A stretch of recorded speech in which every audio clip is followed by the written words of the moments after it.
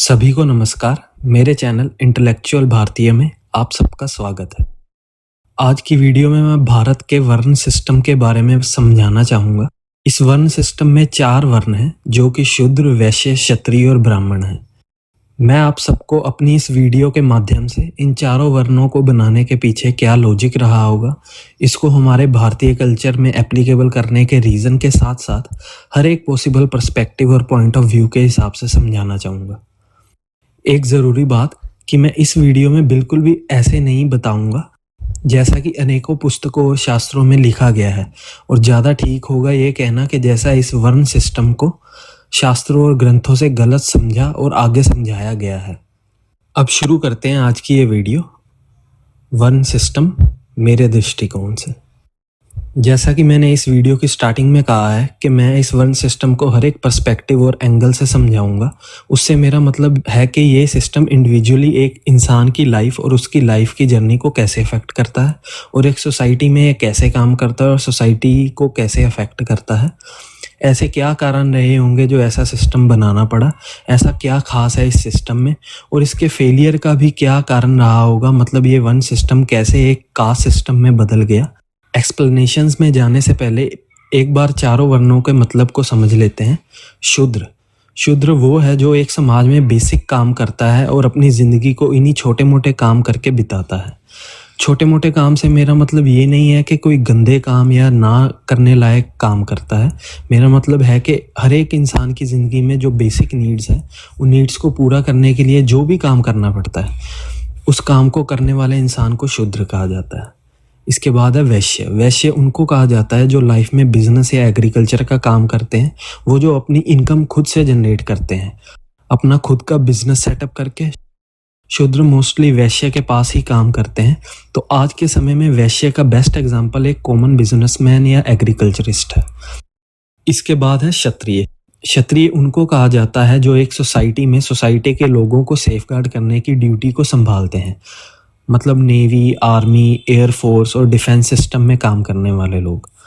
इसके बाद है ब्राह्मण उनको कहा जाता है जो एक सोसाइटी को अपनी नॉलेज और विजडम से सोसाइटी के लोगों को अपलिफ्ट करने का काम करते हैं, ताकि एक सोसाइटी और कल्चर कलेक्टिवली ग्रो कर सके। अब चलते हैं वीडियो के मेन टॉपिक के ऊपर। ये वर्ण सिस्टम को इंडिविजुअल बेसिस पर कैसे अडॉप्ट करना चाहिए, ताकि हम इंडिविजुअली अपनी पर्सनल लाइफ, डेली एक्टिविटीज से लेकर सोसाइटी में अपना कंट्रीब्यूशन करके अपने कल्चर को अपलिफ्ट करने से लेकर एंड में अपनी स्पिरिचुअल ग्रोथ का सफ़र कैसे तय कर सके। अब भारत जैसा देश जिसका ना जाने कितने ही हज़ारों सालों से सिर्फ और सिर्फ मोक्ष या मुक्ति पाना ही एंड गोल रहा है, फिर चाहे वो इस देश में पैदा हुआ कोई भी धर्म, पंथ या संप्रदाय हो, जैसे कि हिंदुइज़्म, जैनिज़्म, बुद्धिज़्म, सिखिज़्म, और तो और भारत के बाहर भी जो धर्म पैदा हुए हैं जैसे कि क्रिश्चियनिटी, ताओइज़्म एक्सेट्रा, सबका सिर्फ एक ही गोल है, सेल्फ रियलाइजेशन और मुक्ति। जी हाँ, आप बिल्कुल ठीक सोच रहे हैं कि ये वन सिस्टम भी एक्चुअल में एंड गोल मोक्ष के लिए ही बनाया गया था, पर ये सिस्टम सिर्फ और सिर्फ मोक्ष पाने के लिए नहीं बनाया गया। ये एक full flashed way of life है जिससे एक मनुष्य की इंडिविजुअलिटी से लेकर एक सोसाइटी में अपने रोल को मैनेज करने के साथ साथ एक कल्चर को डेवलप करते हुए मोक्ष पाना है। जैसा कि मैंने अभी बताया था, इंडियन रिलीजन्स जो भी इंडिया में डेवलप हुए वो मोस्टली फोकस करते हैं मोक्ष को पाने के लिए। उनमें जैसा भी कल्चर डेवलप किया गया है, जो जो करने को बोला गया है या सिखाया जाता है, वो अल्टीमेटली सिर्फ मोक्ष या मुक्ति ओरिएंटेड ही होता है। एग्जाम्पल के लिए हिंदुइज्म में तिलक लगाने के पीछे जो मूल कारण है वो आज्ञा चक्र पर पूरे दिन एक पॉइंट ऑफ प्रेशर बना के रखना, जिससे इंसान दिन में बार बार अपने आज्ञा चक्र पर ध्यान को लेके जा सके। या फिर मंदिर में जो द्वार पर घंटी लगी होती है, उसके पीछे बहुत बड़ा साइंटिफिक रीज़न है कि वो घंटी बजने की ध्वनि ब्रेन के दोनों लेफ्ट और राइट हिस्से को ट्यून करने में हेल्प करती है, जिससे भगवान की मूर्ति के सामने प्रार्थना करने से पहले ध्यान सघन हो जाता है। सिखिज़्म में सिख होने के लिए केश रखना, मुंह और सिर के बाल ना काटना आदि है, जिसका मूल कारण है एनर्जी को बालों के ज़रिए वेस्ट ना जाने देना, उस एनर्जी को बचा के रखना और उसका इस्तेमाल नाम जप करने में लगाना। बुद्धिज़्म में संन्यास लेकर भिक्षु बनना, जिसका मूल कारण है अपने अहंकार को बढ़ने का मौका ना देना और हमेशा ग्राउंडेड रहना, ताकि अहंकार और ईगो सेटिस्फाई करने में एनर्जी वेस्ट ना हो। सिर के बाल पूरे के पूरे काट देना, अगेन दोनों केसेस में बालों को रखना या पूरे के पूरे काट देने से एनर्जी बाहर को फ्लो नहीं करती। जैनिज्म में संन्यास लेकर मुनि हो जाना, उनके सारे नियम जैसे कि देह के प्रति कोई लगाव ना रखने के लिए काफ़ी सारी प्रैक्टिसेस की जाती हैं। दिगंबर मुनि के द्वारा कपड़ों का त्याग, जैन मुनि का उपवास रखना और कई अन्य विधियां, जिससे अगेन प्राइम गोल है कि एनर्जी ना ज़रूरी या कम ज़रूरी कामों और चीज़ों में वेस्ट ना हो और सही जगह एनर्जी का यूज़ किया जाए।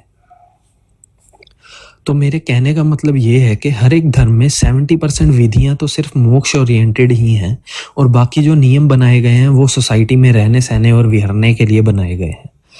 तो इन सब धर्मों में 70-100 रेशो है। मैक्सिमम पार्ट तो सिर्फ मुक्ति ओरिएंटेड एक्टिविटीज़ या नियम ही है।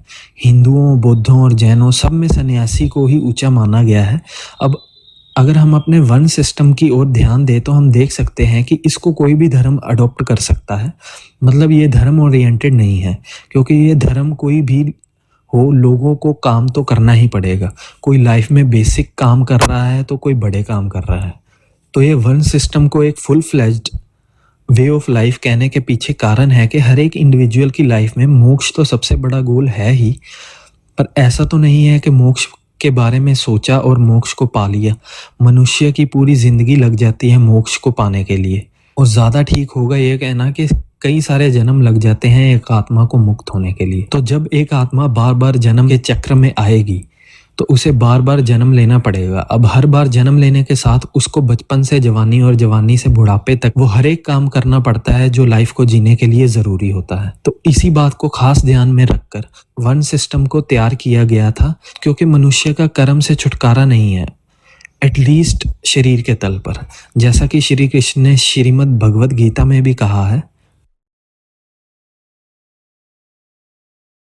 तो अब जब पक्का ही है कुछ ना कुछ तो इंसान करेगा ही अपने पूरे जीवन काल में, तो क्यों ना उसको सिस्टमाइज किया जाए ताकि हर एक लाइफ स्टेज में जो कर्म करने चाहिए, जो कर्म करने योग्य हैं, उनको मैक्सिमम एफिशिएंसी के साथ किया जाए।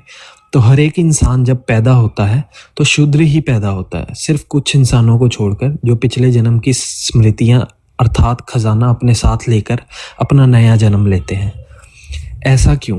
क्योंकि एक आम इंसान जब पैदा होता है और जैसे जैसे दुनिया में आगे बढ़ता है वो हर एक नॉर्मल तरीके से ही अपनी लाइफ जीता है, जैसे कि खेलना कूदना, बड़े होकर नौकरी करना, शादी करना, बच्चे को जन्म देना आदि, और आखिर में मर जाना। कोई कोई मनुष्य ही जिसमें त्वरा थोड़ी ज़्यादा होती है अपने जीवन को जल्दी से शूद्र के कांटे से हटाकर ब्राह्मण बनने की ओर लगा देता है। अब इस वीडियो में मैं वर्ण सिस्टम को इंडिविजुअल और इंडिविजुअल क्वालिटीज़ के बेसिस पर फिज़िकली और बायोलॉजिकली क्या अफेक्ट रहता है एक इंडिविजुअल की लाइफ में, साथ के साथ स्पिरिचुअली ये कैसे अफेक्ट करता है एक इंडिविजुअल की लाइफ को, उसके बाद ये एक सोसाइटी में कैसे काम करता है, सोसाइटी के लोगों को कैसे अफेक्ट करता है, एक कल्चर का बेस बनाने में और एक कल्चर को प्रमोट और ग्रो करने में ये कैसे हेल्प करता है, और एंड में ये स्पिरिचुअली कैसे हेल्प करता है, ये मैं सब डिटेल में बताऊंगा। इस वीडियो में मैं सिर्फ इंडिविजुअली और फिज़िकली और बायोलॉजिकली, साथ में इंडिविजुअल क्वालिटीज़ के बेसिस पर स्पिरिचुअली थोड़ा थोड़ा ये इंडिविजुअल की लाइफ में कैसे अफेक्ट करता है ये सब बताऊंगा। अब शूद्र की कुछ इंडिविजुअल क्वालिटीज़ होती हैं फिज़िकली और बायोलॉजिकली। उसको ज़िंदगी में कुछ ज़्यादा बड़ा नहीं करना होता, लाइफ में छोटा मोटा काम कर लिया, किसी की नौकरी की और अपना पेट भर लिया, अपने घर वालों का पेट भर लिया, अपनी बॉडी की बायोलॉजिकल नीड्स को पूरा करने के अलावा उसके कुछ और बड़े सपने नहीं होते। सपने होते भी हैं तो उनको पूरा करने के लिए कोई एक्स्ट्रा एफर्ट्स नहीं लगाता, अपने जीवन को साधारणतः सिर्फ काम और भोग में ही लगाता है। इनर डायमेंशन में इमोशनल क्वालिटीज़ के बेसिस पर एक शूद्र क्यों नहीं सपने देख पाता, क्योंकि उसने अपनी सारी एनर्जी को सिर्फ काम और भोग के बारे में ही सोच सोच कर नष्ट करने में लगाई होती है। शूद्र का सारा ध्यान, सारी ऊर्जा अपने शरीर तक ही सीमित रहती है, और अगर सपने देखता भी है तो उनको पूरा करने के लिए जो कमिटमेंट चाहिए होती है उतनी भी एनर्जी उसके पास नहीं होती। स्पिरिचुअली आत्मज्ञान तो छोड़ो, कोई ऊंचा पद, कोई बड़ा नाम कमाने का उसको कोई भी ख्याल नहीं होता। बिल्कुल बेसिक सी लाइफ ही जीने के इच्छुक होते हैं। ये तो हो गई बात उनकी जो अपनी मर्जी से शूद्र की तरह जीने में इच्छुक होते हैं। पुराने संस्कारों और अपनी आदतों में जीवन जीने वाला ही शूद्र होता है। कभी कभी किन्हीं केसेस में कोई किसी के पास इन सब चीज़ों के लिए टाइम ही नहीं निकल पाता, अपनी जिम्मेदारियों की वजह से या किन्हीं और कारणों से। तो जैसे ही किसी को ये दिखता है कि सही डायरेक्शन में मेहनत करके अपने दिमाग को और अपनी एनर्जी को ठीक ठीक दिशा में यूज़ करके इस बेसिक लाइफ से आगे जाकर भी जिया जा सकता है, अपने शरीर की डायमेंशन से आगे जाना भी संभव है, वो मनुष्य तत्क्षण अपने उस शूद्र को अलविदा बोलना शुरू कर देता है और अपनी यात्रा अगले वर्णों में जाने के लिए शुरू कर देता है। वैश्य की इंडिविजुअल क्वालिटीज़ हैं कि वो शूद्र से थोड़ा ऊंचाई की तरफ सोचता है, अपनी ज़िंदगी को अपलिफ्ट करने के लिए वो ज़्यादा एफर्ट्स लगाता है, अपने लाइफस्टाइल को भी अच्छा करने के लिए वो ज़्यादा मेहनत करता है और दिमाग लगाता है, जिसका आउटपुट निकलता है कि वो किसी की नौकरी करके लिमिटेड पैसों को छोड़कर खुद की मेहनत करता है और खुद का बिजनेस सेटअप करता है और अब वो दूसरों को नौकरी पर रखता है। वो ज़िंदगी को नाप तोल के जीना शुरू करता है और इसी तरह किसी भी देश की इकोनॉमी में सबसे ज़्यादा कंट्रीब्यूशन वैश्य का ही होता है। पर अभी भी दौड़ सिर्फ पैसे की तरफ है। अब पैसे सिर्फ पेट और घर पालने के लिए ही नहीं बल्कि पर्सनल शौक पूरे करने के लिए कमाए जाते हैं। इनर डायमेंशंस में वैश्य की जीवन ऊर्जा शरीर के साथ साथ मनोरंजन की ओर लगी रहती है।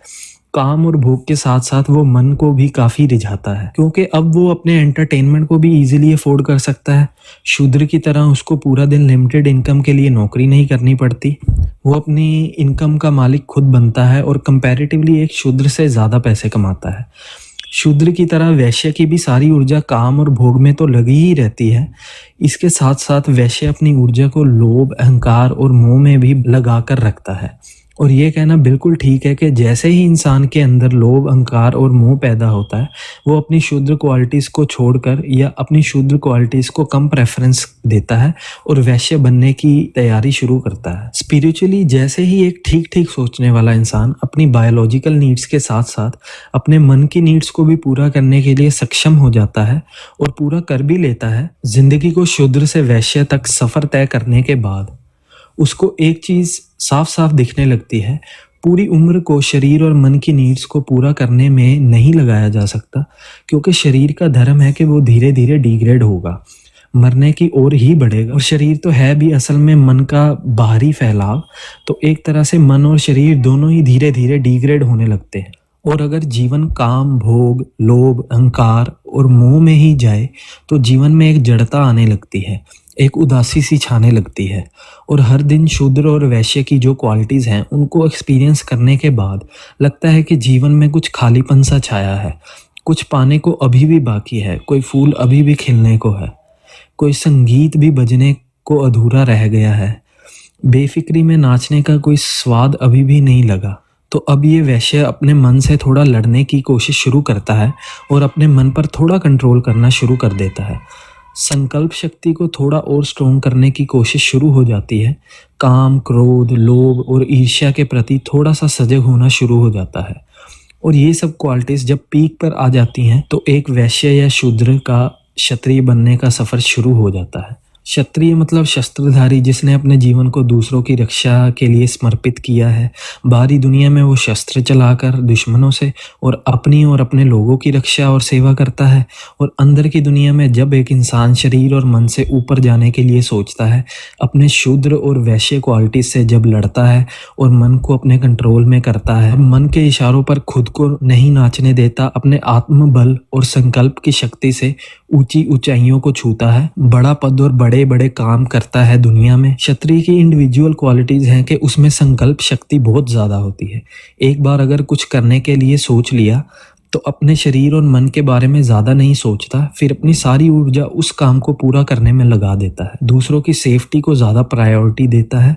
अगर कुछ सही लगता है तो उसके लिए लड़ने में उसको कुछ हर्जा नहीं होता। इनर डायमेंशन में एक क्षत्रिय में काम और लोभ की मात्रा ज़रा कम होती है एज़ कम्पेयर टू अ वैश्य और शूद्र, पर संकल्प शक्ति, अहंकार और क्रोध काफ़ी ज़्यादा मात्रा में होता है। स्पिरिचुअली, जैसा कि मैंने पहले भी बताया है, जब एक शूद्र या वैश्य अपने होने के ढंग को बदलना शुरू कर देता है, तभी से वो एक क्षत्रिय बनना शुरू हो जाता है और लड़ना और संकवान होना ही एक क्षत्रिय की पहचान है। इसके बाद है ब्राह्मण। ब्राह्मण वो है जो नॉलेजेबल और वाइज है, दुनिया में अपनी नॉलेज को दूसरों के साथ शेयर करता है और दूसरों को अपलिफ्ट करने के लिए एफर्ट्स लगाता है, जैसे कि टीचर्स या गुरु। पूजा करने वाले पुजारियों को मैं ब्राह्मण नहीं कह रहा हूँ, इसके पीछे एक कारण है, उसके ऊपर मैं अलग से वीडियो बनाऊंगा। फिजिकली एंड बायोलॉजिकली जो नीड्स एक आम इंसान की होती हैं वो तो ब्राह्मण की भी होती ही हैं, पर ब्राह्मण की कुछ इंडिविजुअल क्वालिटीज हैं जो उसको बाकी 3 वर्णों से अलग करती है, जो काम, लोभ, ईर्ष्या, मोह और क्रोध आदि सबसे मुक्त है। अब उसके मन की तरंगें शांत हो चुकी होती हैं, वो किसी बाहरी डिस्टर्बेंस से डिस्टर्ब नहीं होता। इनर डायमेंशन में ब्राह्मण क्षत्रिय से भी आगे जाता है, क्योंकि संकल्प चाहे कितना भी गहरा और बलवान हो, संकल्प की एक सीमा होती है। ऑफ कोर्स वो सीमा बहुत लंबी हो सकती है, पर होती तो सीमित ही है। ब्राह्मण संकल्प से भी ऊपर चला जाता है और अपने जीवन को संकल्प से नहीं, समर्पण से जीता है। अब उसकी सारी एनर्जी झूम उठती है और बस दूसरों के प्रति समर्पण भाव और प्रेम भाव ही रह जाता है। स्पिरिचुअली ब्राह्मण वो है जिसने ब्रह्म अर्थात भगवान को जान लिया है, जो भगवत्ता को उपलब्ध हो गया है और अरिहंत बन गया है। ब्राह्मण अब आदतों से नहीं जीता, चेतना के परम शिखर को छूना और अपने असली रूप को देखने वाला ही ब्राह्मण कहलाता है। अब वर्ण सिस्टम जब इंडिविजुअल क्वालिटीज और कर्मों से ही डिसाइड किया जाता है, तो इन्हीं सब चीज़ों को ध्यान में रखकर डिसाइड होता है कि कौन सा वर्ण किसका है। जैसा कि श्री कृष्ण ने गीता में कहा है कि मनुष्य अपने कर्मों से शूद्र, वैश्य, क्षत्रिय या ब्राह्मण होता है। और एक और ज़रूरी बात, वर्ण इंडिविजुअल बेसिस पे किसी और को सिलेक्ट नहीं करना होता, या कोई और नहीं बताता है कि आपका कौन सा वर्ण है। खुद को पता लग जाए कि हम खुद कहाँ पर स्टैंड करते हैं, तो बस इतना पता लगते ही हमें वहाँ से अपनी एनर्जी को हटाकर सही रास्ते पर, सत्य के रास्ते पर लगाना शुरू कर देते हैं। और जैसा कि महावीर ने कहा है, जो चल पड़ा वो पहुंच ही गया। बस पता लगते ही अपनी जर्नी को आगे बढ़ाना शुरू कर दो, रास्ता खुद ब खुद मंजिल की ओर ही ले जाएगा। तो इसी के साथ आज की वीडियो को ख़त्म करते हैं। आज इतना ही। अब नेक्स्ट वीडियो में मैं बताऊंगा कि वर्ण सिस्टम एक सोसाइटी में कैसे काम करता है, सोसाइटी के लोगों को कैसे अफेक्ट करता है, सोसाइटी का बेस बनाने में कैसे हेल्प करता है, और सभी इंडिविजुअल्स कलेक्टिवली सोसाइटी में कैसे ग्रो कर सकते हैं, सोसाइटी कैसे ग्रो कर सकती है और एक कल्चर को कैसे प्रमोट करती है, कल्चर का बेस कैसे बनती है। बहुत बहुत धन्यवाद सुनने के लिए। कमेंट्स में ज़रूर बताना कि ये वीडियो आपको कैसी लगी, और इस वीडियो को लाइक और शेयर ज़रूर करना। मेरे चैनल को सब्सक्राइब भी ज़रूर कीजिए ताकि और भी इंटरेस्टिंग वीडियोस आप देख सकें। मिलते हैं अगली वीडियो में।